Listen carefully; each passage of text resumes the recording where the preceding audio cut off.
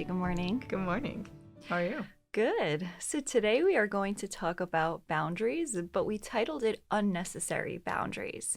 And I think we should give a little bit of background as to why we aren't talking about boundaries, which is a very popular topic now for people to talk about, and why we added in the word unnecessary. Yeah.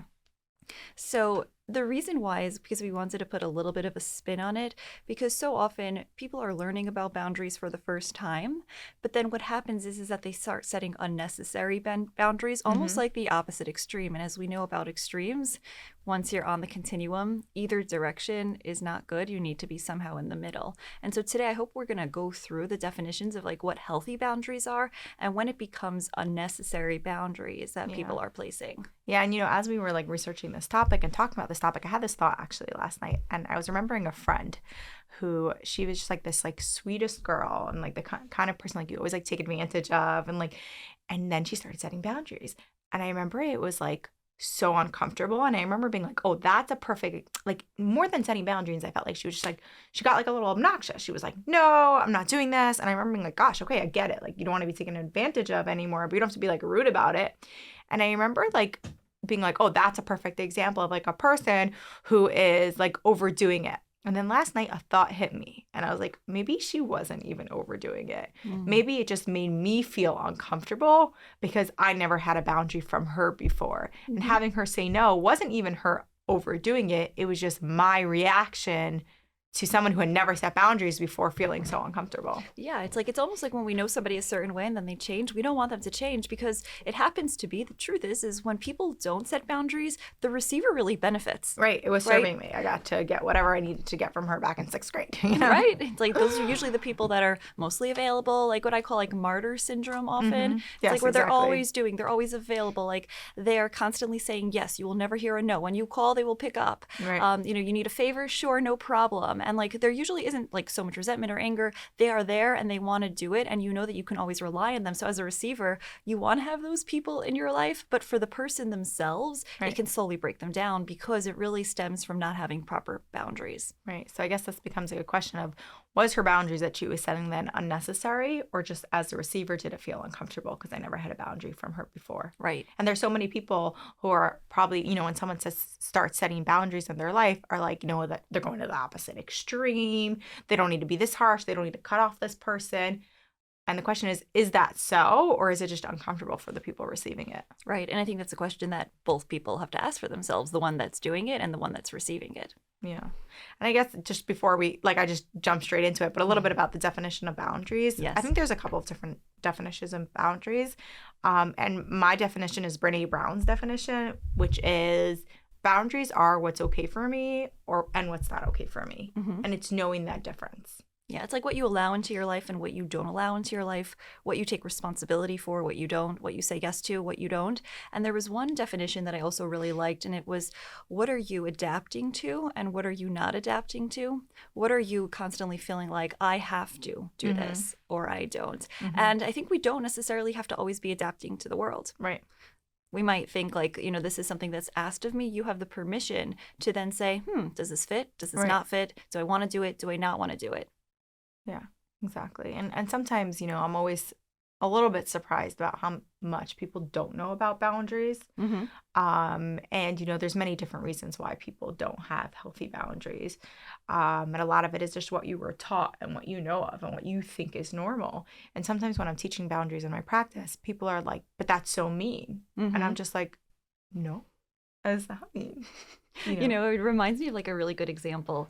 Back when we used to have the restaurant, people used to ask us constantly, can you donate for this? Or can you donate for that? And at the beginning, I'm like, sure, a giveaway, the Chesed organization. But the problem is that each time it wasn't just, to write a check or to give money. It was that it required also effort to prepare it and to make it. And slowly I was starting to get burnt out from that and saying, I don't have enough time and energy to do this. But then I thought if I stopped, how will it be received? will I be thought of as you're not somebody who does chesed, or you're not somebody who's generous, or that's rude. How could you say no? But slowly I had to say, sorry, I can't do that. If you want, you can send me an envelope and we'll donate towards that cause. And so in me, I had to like move towards that boundary and saying, I can't donate. Thankfully, there's many organizations, but I can't offer to sponsor for every single one because there's only so much that I can do. And that I think was like a learning process of, this is not me being rude. This is me saying I want to feel okay, and therefore I have to say no. Right. And that goes back to Brittany Brown. What she says is, I'd rather be kind and compassionate and say no than being burnt out and resentful and mad at people. And when we keep giving and giving, it turns to hate, and we resent them and we're upset. And nobody actually wants that. If somebody, I mean, unless you're taking advantage of someone, then you don't care. But I'm saying if you are in a healthy relationship with someone and you're asking them from something, I think as the receiver, I'd also rather someone say no with kindness than yes with resentment. It's almost like make your yeses yes and make your no's no's. Exactly. Because then you feel comfortable. Like if I know that I'm going to ask you something and you're going to say no, I know that when you say yes, you really mean it. Right. I can trust that. I can trust that I can ask you because I know that you'll give me back a response that you can do and you can handle, and then I can rely on you. But someone who I know is going to say yes because they feel like they have to every single time, I'm not going to ask them because that's just, I don't want to put them in a position where they're going to be upset at me or talking behind my back and saying, gosh, I can't believe I have to do this for this person. Right. So then I'm just not even going to ask you anymore. So then you become someone who's not even reliable. So when we're talking, and people will be uncomfortable around you then. When you have somebody that wants to take advantage of someone, they're not going to care if your boundaries are poor. They're going to take advantage of you. They're so happy that you have poor boundaries. Yeah. This is great. This is amazing for them. They're benefiting from it. Exactly. But when one person actually wants to have a healthy relationship, it's going to be hard for them to have a relationship with someone with poor boundaries because they are not going to know how they can trust them. Yeah. It's going to make them uncomfortable. Naturally, it's not going to work. Right. And you do see that, though, where people that are more boundaried feel more comfortable and connect with those that are boundaried, and those with poor boundaries connect with someone usually on the opposite extreme of the poor boundary, whether porous with a rigid or vice versa. Right, which then leads the person with poor boundaries to constantly be getting in a cycle of people that are taking advantage of them. Yeah. Because the kind of people that are not taking advantage of them are the kind of people that have a hard time to be in a relationship with them. Right. So they keep kind of like perpetuating that cycle and wondering, why is everyone taking advantage of me? But they're only like kind of gravitating towards the kind of people that would take advantage of them. Exactly, because that's how they know best how to be in the relationship. Right. They know how to be poorly boundaried and to constantly be giving. And that's part of the reason why it's so hard for them to stop doing that, because they're scared, if I don't do this, will the person not like me? Right. Or will I not have any friends anymore? Or they might not be able to handle the dissatisfaction that other people will have. Right. So if somebody then gets angry that they're not doing it for them, they say, I can't handle that somebody's angry with me. Right. And so I rather go and extend myself and be angry with myself rather than somebody be angering me. It's usually serving them for a reason to have these poor boundaries. Always is. But then it comes to a point where it's not serving anymore. Right. Or the not serving is outweighing what it's serving you from. Right. And everything that you said will probably actually happen. Mm-hmm. Probably people will get upset at you. They will.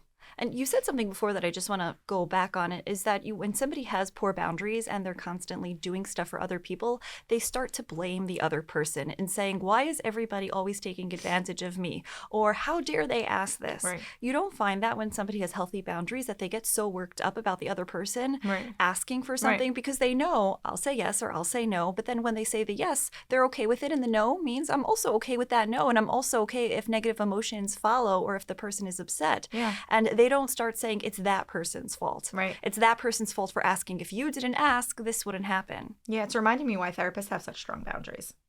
And, clients don't like it. Mm-hmm. And it's not about the therapist boundaries. It's sometimes protecting the client also. Yeah. It's for both. It's for multi reason, but it's about knowing that you can trust the therapist when they say they're available. You can trust that they're genuinely there for them in the 45-minute session time. You can trust that this is something that they're motivated about because there's a fee for therapy. And sometimes you hear these stories where therapists aren't so boundaried, and many times it leads to problematic situations. Yeah. Yeah, and it's very, very important. And I think it's one thing that somebody going to therapy should recognize that beforehand, that the boundary, as uncomfortable as it might feel in the moment, it's not against you, it's for you. Right. And, which makes me think about what's the difference between a boundary and somebody placing a rule or even maybe laziness. What if, and when I think about that, the difference between a boundary and somebody who's placing a rule is that a boundary, when it's not kept, will automatically lead to some form of a violation. Right. There's something that's going to be hurt or obstructed, or there's going to be some negative emotions that are going to be felt, or there's going to be resentment. Whereas a rule, sometimes it is and sometimes it isn't, right? The rule, let's say, or a law about a stop sign, right? Or about a red light. Sometimes when you don't fully stop at the stop sign, there's no accident, right? There's no cars there. And so you just move along, and not always will you get the ticket. Well, I think that sometimes you can have, and this kind of goes into like the category of a little bit of unnecessary boundaries. I think sometimes we all have boundaries and we can bend them sometimes, and it's fine, but we have to know, again, when it's okay for us and when it's not okay for us. So I might have a boundary that I don't work at night, you know? Mm-hmm.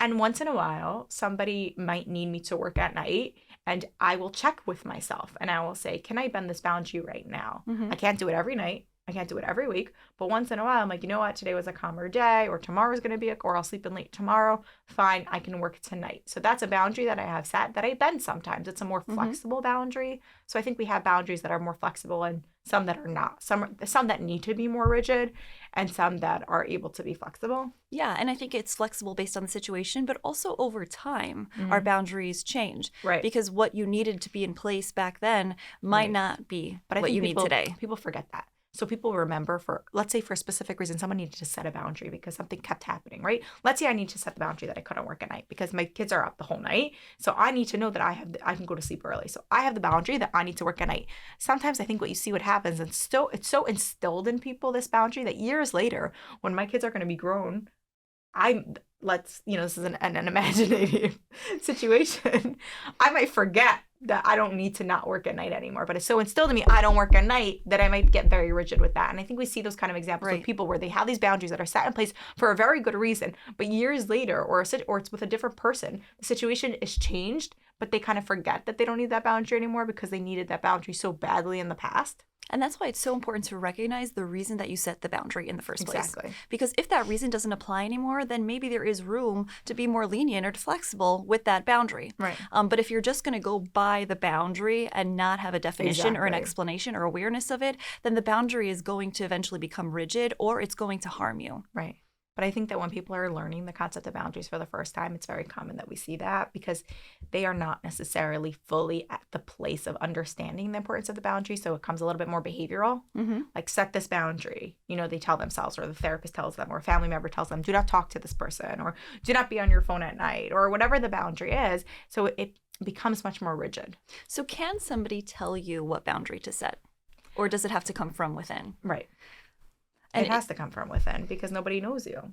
Back to what a therapist can tell you what to do and what not to do. But people all the time give advice of what to do and what not to do. Right. So it's happening. Advice People givers, are advice telling monsters. you what boundaries to set in place. But you're right. Within that, it needs to come from yourself. But I think that sometimes people can educate you and teach you about a boundary. You know, you don't need to speak to your mother-in-law every single time she calls on the phone. Someone might be like, what? I thought I had to. And it's like, no, you can, say, I can't call you right now, or I'll call you back, or set a time to talk to her. Like you're opening them up for more options. Exactly. Of saying it doesn't have to be the way that you're doing it now, but let's talk about it together about what could be changed or not. But I think it's so important that it comes from the person, even if they're getting some advice, or maybe mentorship is the word, or maybe mutuality is the word, where you're doing it together. Not that somebody is telling you the boundary to set, but you're thinking it through together, because every single person is going to have their own boundaries. What works for me is not necessarily going to work for somebody else. And so I might see somebody setting a boundary and I would say, wow, that seems a little bit too intense. But for them, they need to do it in that way. Right. But I think that kind of applies to everything, right? We can't tell anyone what to do. Right. But in their life, what boundaries exactly is it really? I mean, even for ourselves, you work at night, talking about this one boundary. Right, exactly, right. I do work at night. I do work on Sundays. And for you, that's a boundary that you wouldn't cross. Right, exactly. So if I would go ahead and I would tell you, you should set that boundary. I don't know your life. I mean, I do know your lifestyle, but I'm saying technically, if it wouldn't make sense for your life, for your lifestyle, that's what makes sense for you right now. And you have a different boundary of what you do or do not work. Right. And the more you understand somebody and the more you sit and listen to them, the more you understand why the boundary comes into place. And therefore, like someone who's receiving a boundary, like if let's say I'm listening to your boundary, the more I know you, the more I can say, of course you're setting that boundary. And of course that makes sense to you. I wouldn't fight it and I wouldn't question it because it makes sense given where your life is and what works for you and what doesn't. Right. But I think we see many times other people do push people's boundaries. Yeah. And also back to that example where you were saying where you don't work at night. if you would decide to work at night, let's say somebody would come in and try to say, you have to stop that. Like, you cannot. How dare you work at night? Right. And they're trying to help you enforce that boundary. I think that that's also a problem that I see a lot, Right. where if someone decides to make a boundary, it's also their decision when they want to keep to it and when they don't want to keep it, Right. even if it's something that's going to harm them. Right. And so it's not a family member's responsibility, it's not a therapist's responsibility or a friend's responsibility Right. to help that person keep the boundary. I guess what this is bringing me up is, let's say we're talking about a family member, right? Or somebody close to that person. That person not keeping to the boundary could be affecting them as well, right? Mm-hmm. So if one spouse starts saying, it's fine, I could work at night, and now the other spouse has to deal with doing all the home stuff at night, and then with a grouchy wife in the morning who didn't get enough sleep. Yeah. So the boundary does affect the other person as well. Yeah, So it's not just about them anymore. Right. And so that's the hope, that when you're setting the boundary, you don't just think about yourself, you think about others. And right, that's where boundaries are intrapersonal and interpersonal. So there's some boundaries that we're saying, this is what I feel comfortable for me.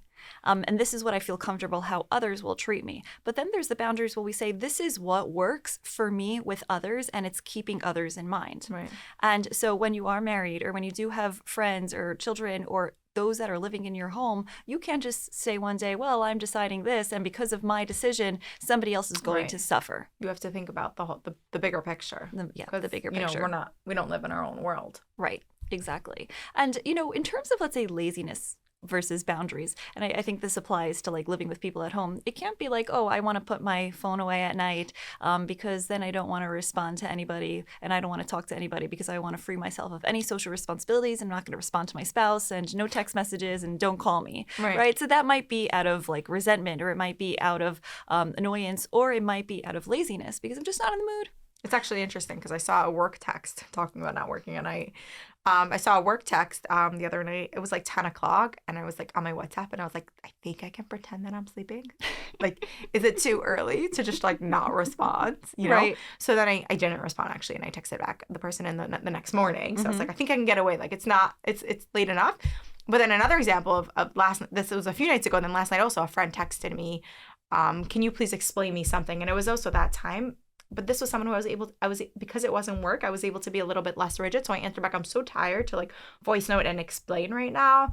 I'll explain tomorrow. So the other person I completely ignored and texted in the morning, like, I'm available now. But my friend, I felt a little bit more responsibility towards, a little bit more of like mutual caring about, that I was like, you know what, let me respond to her that I'm too tired, and I'll explain her what she needs to be explained about in the morning. And each relationship is going to have a different response, right? The boundary that you set with a certain friend might be different than with a different friend. Exactly. So that's about the same boundary of like, well, one was work, one was not. But like at night, I get really tired to like answer long text messages. And that was like one person, okay, I can completely ignore this person. Let me respond back that I'm tired, you know? But a lot of times at nights, I don't know if you've noticed this, I'll kind of like not answer WhatsApps, and I'm not necessarily sleeping, but I'm just too tired to engage. I thought you were. Thought I went to sleep at 8 p.m. I just get a little bit too tired to engage in messages some nights. So then I just kind of like don't answer them till the morning, unless, again, depending on who the person is and how pressing it is. Yeah. My sister's in college now, and so there's a lot of papers that she has to do, and sometimes she asks me to review them. And so the other day she said, are you available now? And I didn't respond for like 5 hours, and I saw the message, but within those 5 hours I had back-to-back meetings, I had other things that were priority on my list, and so I didn't respond until 5 hours later, and I said, now I am.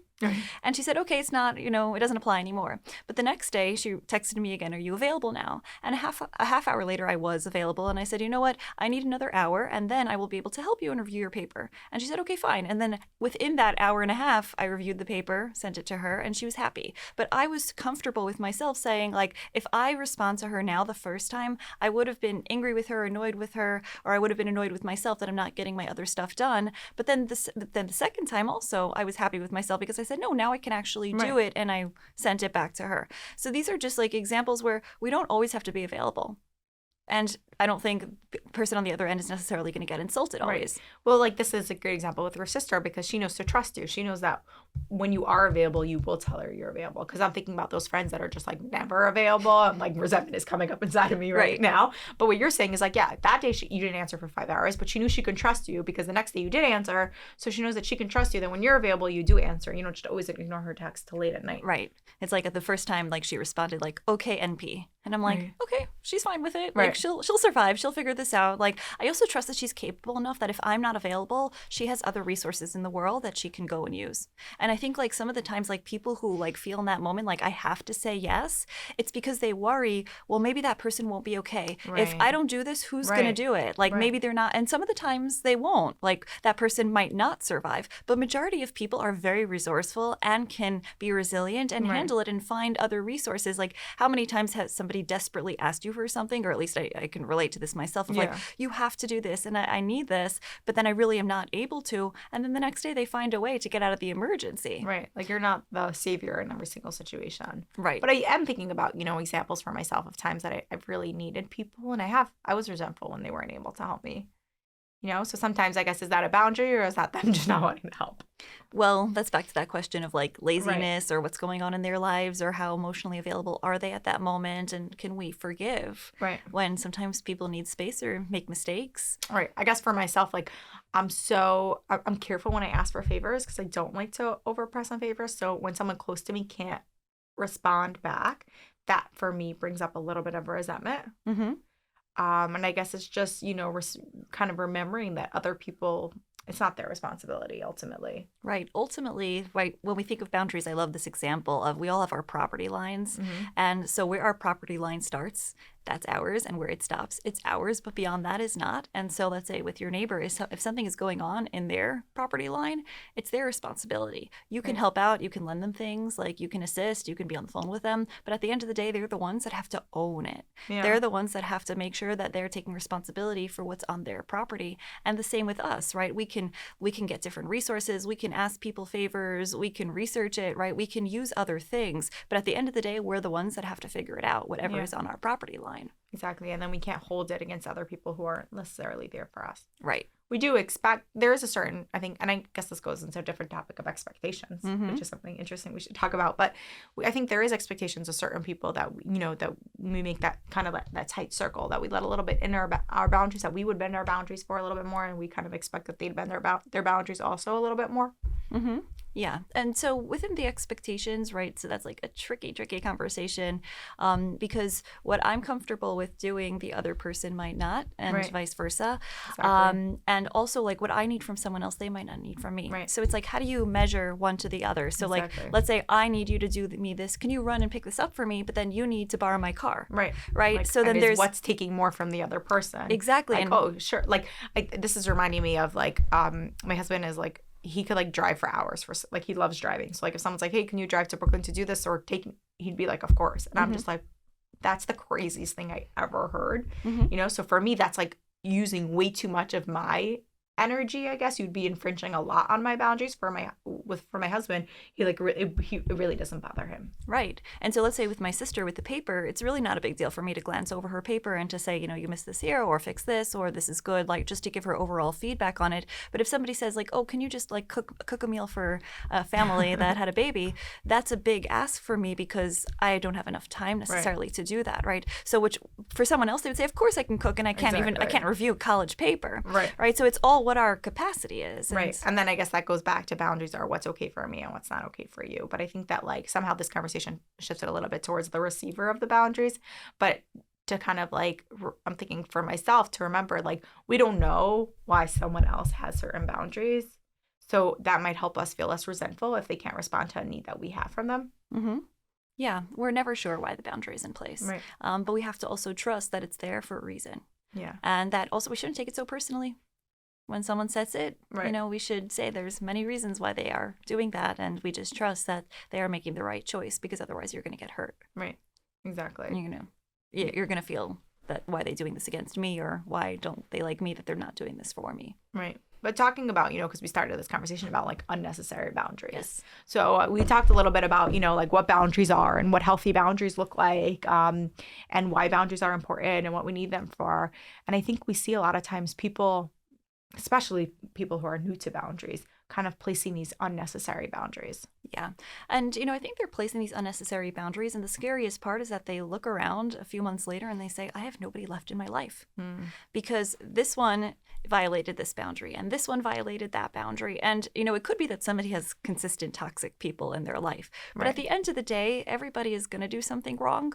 We all break boundaries. It's just human nature, right? We try majority of the time to not break those boundaries, but we're inevitably going to. And so therefore, if you're constantly cutting everybody out for breach of boundaries, you're going to be left with nobody. Right. And I think it's important to just, to mention that part where like some people do have toxic people. Like there are reasons for sometimes to have really stringent and really strong boundaries. And we're not talking about any of those kind of cases right now. We're talking about the kind of cases where people don't necessarily need to have these extra boundaries that they're placing in their life, and it's hurting them. Yeah. And also when you set a boundary, that doesn't mean that you don't talk to the person anymore. Right. Unless in some cases. Yes, it can be, right? They're on the on that spectrum, like at the extreme, like that means cutting the person out and completely like disconnecting from them. But that's not what we're talking about. But that's not what here. we're talking about here. We're talking about like when you have to put stronger boundaries on a specific relationship, but within that relationship though, like you can still have good memories with them. You can still enjoy their company. You can still have positives with them. You can still love them. Right. But you might still have very, very strong boundaries because of the history together. Yeah, I'm thinking of a great example. I have this friend who kind of, when she asks me to do something, it's like always like kind of very like urgent or very like in the moment. Like, hey, like you want to meet me right now in the mall? And I found myself like dropping everything and like doing it because like we have a great time. She's a great friend of mine. It's so fun. But I found myself getting resentful because I didn't see the same behavior back. So I would see like, hey, do you want to go out for lunch? And a couple hours later, oh, so sorry, I was busy doing errands. And I was like, wait, why am I dropping everything when she asks me and not vice versa? Now I understand I text differently because let's say more boundaries. So I'd be like, hey, do you want to? Versus like she'd call and text and then I'd be like, yeah, sure. So what I started doing is when she asked me to do something, I really checked with myself if this is really what I wanted to do right now. If it was something that I wanted to do right now, I let go of the resentment. Yeah, so fun. We'll go for lunch. If there was a part of me that didn't want to do it, I said no. Yeah. Even though there was still another little part of me that wanted to, but I was like, that it's going to lead to too much resentment if I'm always dropping. So I need to really check in. If I really want to go for, let me not get blocked by kind of putting unnecessary boundaries. So I think that this would be a case where it could have led, and it could still lead me to giving unnecessary boundaries because I'd be like, well, you don't drop things for me, so I'm setting a boundary. When you ask me, I'm going to say no. But then I'm really hurting myself because I like hanging out with her. It's fun. But I just needed to check myself. If I didn't want to, normally for a different friend, I might bend myself because what's the big deal to go do an errand or go out for lunch when I'm not really in the mood. But because this friend didn't replicate it back for me, I did put that extra boundary with her, or that sometimes if I didn't want to, I did say no. I really like that example because you're basing it on yourself Exactly. rather on her. But it was hard. It was like murky for the beginning. I was get resentful and I wasn't sure. So I kind of had to check myself. Yeah. And it's something my therapist taught me, it wasn't about this situation, but it was about a different situation. And she said, and it was so smart. And like, I love when like when my therapist says something so smart and I'm just like, as a therapist, I didn't even think about that. And I'm like, hey, see, there is a reason for me to be in therapy. But she said, just forget about all the stuff around it and check what's actually happening. Like, and I think it applies to this example, like forget about all the feelings, the resentful, why when she asks me and I ask her, do I want to go out to eat or do I not want to go out to eat? Right. She said kind of pull away from all the extra feelings and actually check the content of like, is this something that I want? And it was like and it helps me in so many examples where I'm just like, but this, that. Keep your eye on the end game. Exactly. Do I want to do this? Do I not want to do this? Is this helpful for me? Is this not helpful for me? Forget about all the drama surrounding it and just get to like the bullseye. Yeah. And the drama piece is so important because like I think drama leads to people feeling like they need to set a boundary because that's what in relationships, like what's the complicated part? What's all the hurt about? It's the emotions that come up. It's the emotions. It's how we feel, how people say things and make us feel a certain way. It's what we get triggered by. And that's the need for the boundary to be set. But if we can filter through that and or some things let them roll, right? Sometimes just let it go and it's not a big deal like, for you this to... is her and this is me. It's not like I shouldn't start feeling resentful over the fact that she doesn't drop everything for me. Right. Or she's just not that kind of person. I'm the kind of person. If my friends ask me something in the moment, I'm going to take it really seriously. She's not that kind of person. So now I have to consider it. And I'm not negating all the feelings. I do think there has a time and place to sit with them and process them and see but when setting that boundary or getting stuck in those feelings and emotions kind of like it's almost like you need a boundary internally. Yeah. Right. So on the one hand, we have boundaries for other people, but we need boundaries internally and saying, Exactly. I'm not letting my mind go there. Right. It's like the second the emotion comes up where we start to feel that panic or we start to feel that drama and saying, I'm choosing to shut this down. Right. I'm using my rational mind to shut that down because we make boundaries for ourselves in all areas. We make boundaries with emotions. We make boundaries with people. We make boundaries with religion. We make boundaries with family. We make boundaries with health. Right. So boundaries is something that comes into all areas of our life. And we need to also make self-boundaries. Right. Exactly. Like, what am I going to let myself think about? What not? Because some thoughts can take us down a path that is just not helpful. Yeah. Exactly. I mean, it's making me think of a story which is connected to what we were talking about earlier. It's somebody who's telling me that, I'm going on a diet and I'm changing all of the things in my house. I'm not shopping anymore for anything. And so she found herself the first day and she was going right back downstairs to the snack closet because she hadn't cleaned it out yet. It was still all the stuff from last week.